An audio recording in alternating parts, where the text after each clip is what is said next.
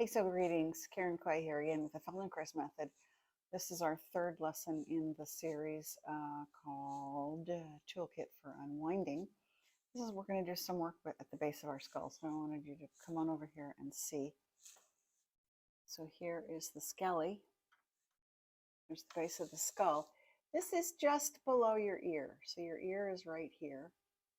And if you take your hands and travel to the back, you'll meet a set of muscles right here, one on either side.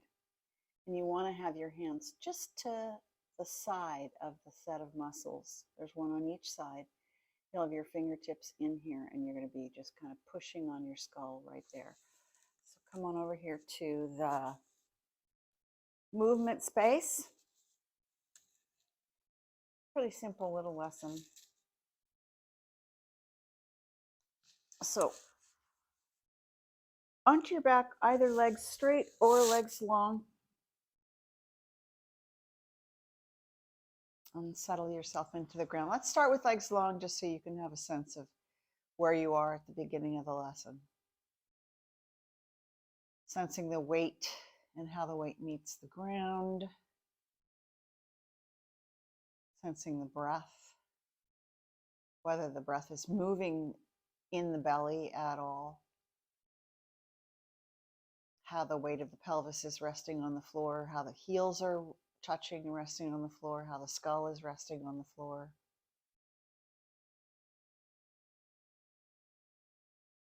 And then bring your 2 index fingers and put them back. Find the mastoid process just behind your ear, below your ear, and then move back. And if you go softly, you'll feel the ridge of muscles and you'll feel a ridge of bone. You want to be just below that ridge of bone and you want to push in both directions, down and up with your hands, so that you press down, slide down towards your back with your hands. That means my hands are sliding this way. Your chin moves up and your mouth will open. And when you move your hands up towards the top of the head, they're not sliding, but they're moving. They're moving your skull. Then your neck will lengthen. So let's try that part first. So slow and easy. Letting the jaw drop open.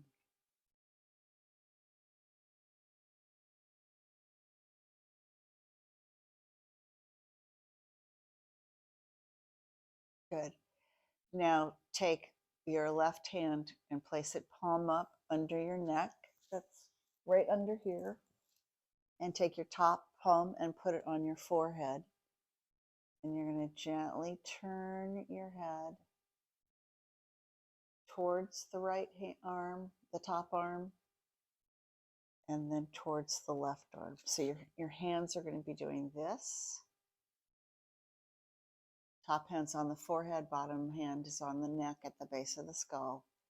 And you're just very slowly, don't start big, start small,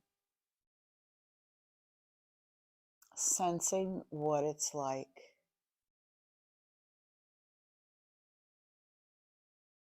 for the head to be moved by an outside force, the force of your hands. Now take the back hand away and just move the head to the right and to the left as far as it will comfortably go. My hand is not glued to my forehead. It's light, it's soft. You're keeping your breath even and slow. Only rolling as far as is comfortable. Well before any discomfort. So sometimes we go to the farthest edge of our movement in order to feel it, because unless there's some pain at the end of the movement, it's hard for us to tell where we are.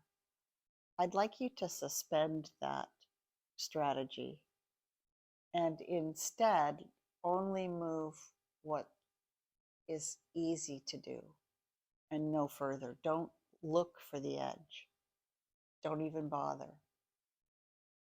Okay, now we're going to switch the hands. So the left hand is on the forehead and the right hand is behind the head. So you can turn yourself, your elbows are moving together and apart as you roll the front of the head and the back of the head opposite each other. Let it be very slow and very soft. You don't have to grip, you don't have to grab. You can basically it would just be like by rolling a soft ball in your hands. You don't need very much pressure to keep a ball between your hands that's filled with air, and if you hold on to it too tight, it won't move. So it's nice and easy. And then let that go and move your head just with your left palm with a very soft, light touch. See how little you can direct your head.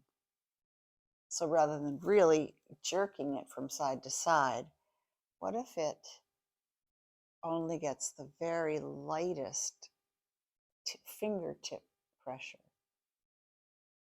Maybe you don't really have to do more than move it with your fingertips. Maybe it's a little bit like painting with watercolors and brushes. And that just that little tiny bit can move your head. And so then let your arms down and rest. And now roll your head on your own. So you're volitionally taking over what you have originally let go of and become passive with. And so now as you travel from the right to the left, not going to the edge of discomfort,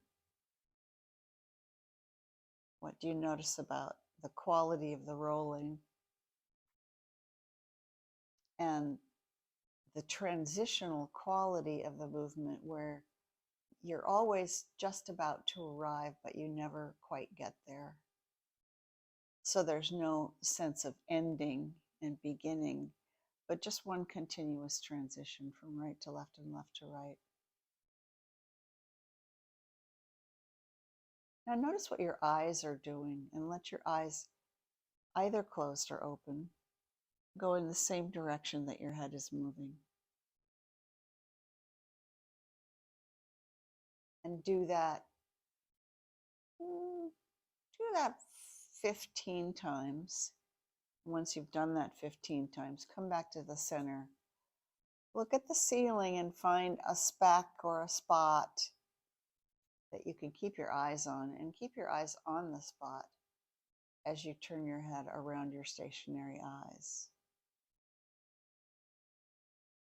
So when your eyes are stationary and your head turns, that means when your head is to the right, your eyes are looking out of the left side of your eyes, the inside of your right eye and the outside of your left eye.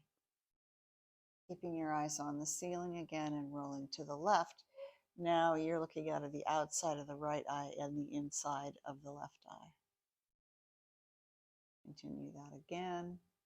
You can do that 10 or 15 repetitions. When you're finished, close your eyes, pause and rest. Roll to your side and come up and sitting. And that will be the end of this third lesson, which we're going to call rolling the head. Thanks for watching.